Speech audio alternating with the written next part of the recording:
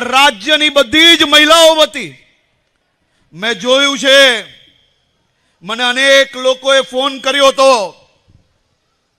કે આ 6 વર્ષની આટકોટની દીકરી જોડે જે ઘટના બની છે,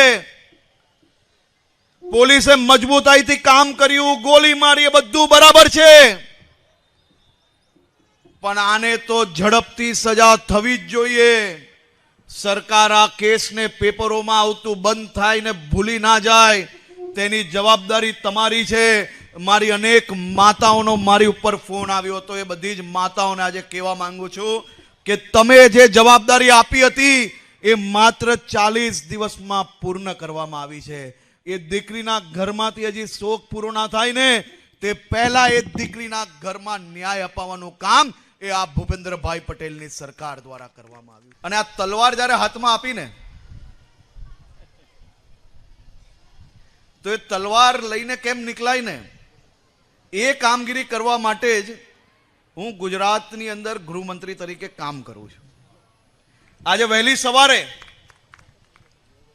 આ મારી બહેનોને આજે ગર્વ મહેસૂસ થશે, તમને સંતોષ થશે. રાજકોટના આટકોટમાં 6 વર્ષની દીકરી જોડે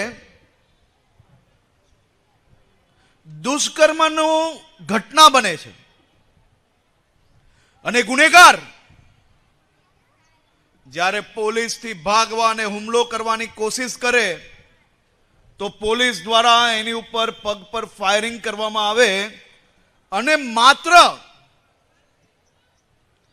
40 દિવસની અંદર આ દુષ્કર્મ આચરવા વાળા આ ગુનેગારને ફાંસીની સજા અપાવીને અહીંયા આવ્યો છું. સ્પષ્ટ સંદેશ છે કે આ રાજ્યની દીકરીઓ,